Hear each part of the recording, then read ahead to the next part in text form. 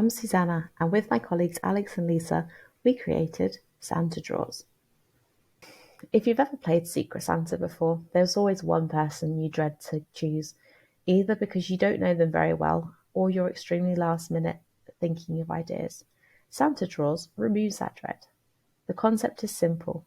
You sign up and log in, create an event, send out the invites, and once everybody's joined, you draw the names using our special algorithm that will allow you to draw a random name from a list of participants who have joined the same event.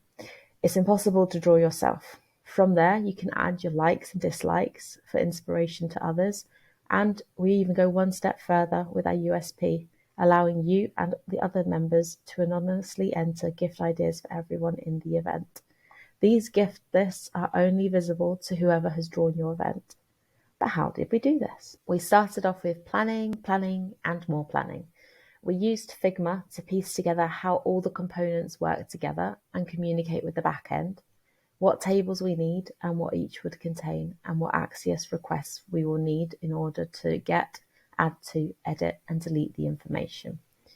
It was also used to mock a template on how we would like the app to look on a mobile screen. The consensus was to have it used predominantly as a mobile app, so the button used most often were brought to the bottom of the screen and most were assigned to the right-hand side. We worked throughout using agile methods with regular Google Meets and Slack messages on top of the support sessions. Trello was used as a port of reference to ensure we weren't overlapping anywhere, be it in the front end, back end, styling, or testing. This was especially useful when pushing to GitHub, as I'm confident without it, there would definitely have been a lot more merge conflicts. When getting the app functionally ready, we applied the vertical slice method to get every component working, allowing us to try our hands at all the sections in building the app. We started with the user table and login register and my account, and moved swiftly on to the events table with the component create event, and finally to the user events table with the join event, my events, and admin components. Only once these were completed and functional did we look into styling the project. Hi, I'm Lisa and I'll be talking through the back end of our app. We created an Express API using Postgres to create the database and SQLite to query it. Docker was used to create a container for the database, and Postman was used to query the routes that we'd created. We used Mocha and Chai and Supertest for the testing. Initially, we wanted two tables, a users table and an events table. A user entry would be created upon a user creating an account for the app, and an event entry would be created when a user created an event within the app. These two tables had a many-to-many relationship because an event would have many users and a user could be part of more than one event if they wished. Due to this many-to-many relationship, we created a junction table called user events. This had a foreign key from the events table and two foreign keys from the users table, which was the user ID and the buy for ID. And this was so we could keep track of who was buying for who. The events table also had a foreign key from the user table, and this was an admin ID, so we could keep track of who had created the event and enable them to edit the event if they wished. We use the SQLite associations belongs to and has many to create relationships between the tables and the foreign keys. These associations allows us to use eager loading, which was particularly useful on the user events tables when we did GET requests, so it would return useful data rather than just IDs.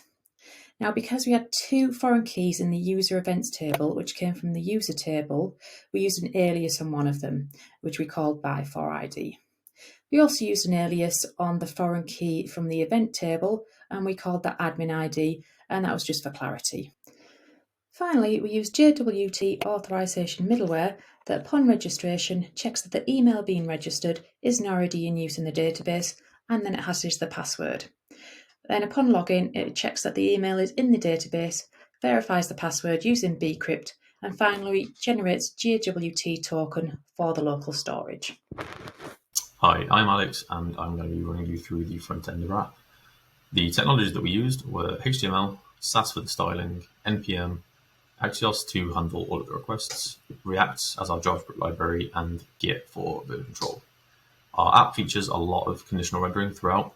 For example, on the My Events page, when scrolling through all of your events, only the admin of that event will be able to edit the details. Otherwise, users will be able to just view. All of the users' information is stored locally so that when the page is refreshed, you are still logged in. We found an external snowflake package to give a snowfall effect in the background of the app. And as you can see at the bottom here, this is the function that was used to ensure that the shuffle is always random and that you can't draw yourself. It essentially takes an array of all of the user IDs, it shuffles them once in a random order, and then compares that to a second array, which is identical, with the index shifted just one over. And then a for loop goes through and compares each index together so that a user ID is then matched with a by for ID. Here's some of the code for our front end.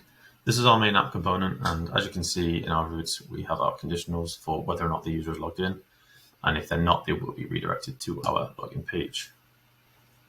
This is the bottom navbar component with the links to our main components using font awesome icons. We decided to position the links at the bottom with mobile first design in mind to make it easier for the user. And here is our create event component, where you can see the fields for our database stored in state, and they will get updated as the form is filled out.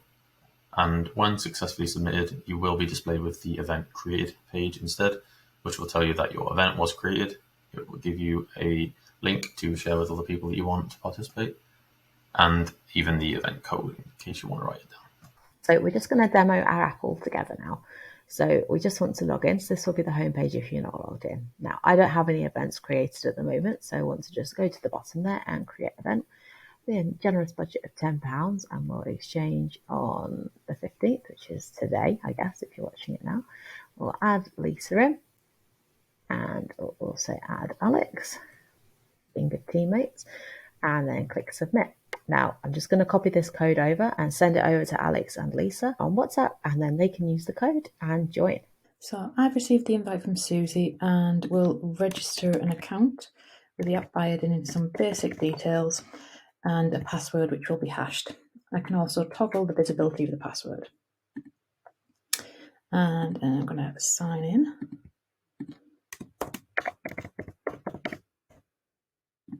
And once I've done that, I'm going to go to the account details section.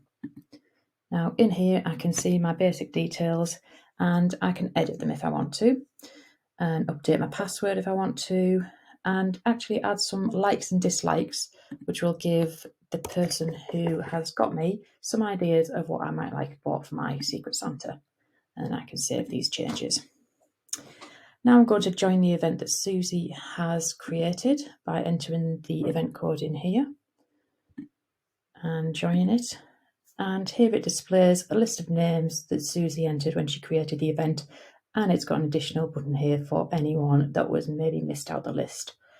And I'm going to add my name right here, and it's added me to the event, and it's now going to reroute me to the My Events page so I can see the event that I've just joined. Perfect. So everybody's joined now.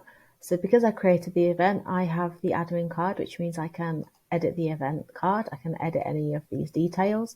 Everybody has joined. I can see Alex and Lisa joined nicely, so I can draw the names. So I just have to click this and it's successfully drawn the names.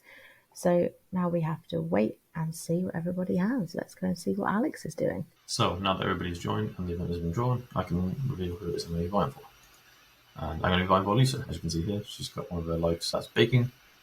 And let's say that I know that Susie likes music. If I make that suggestion, then whoever's buying Susie will be able to see that suggestion. We didn't encounter too many problems in this project. A little bit of a problem with the initial setup of Postgres because we weren't familiar with PG admin, and a couple of Git conflicts which we managed to resolve.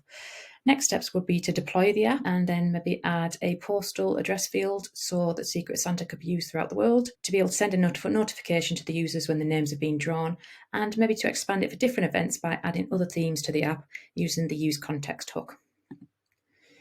We'd like to thank everybody for listening, as well as all the tutors at Manchester Codes for their support, everyone in our cohort and our family and friends. Thank you.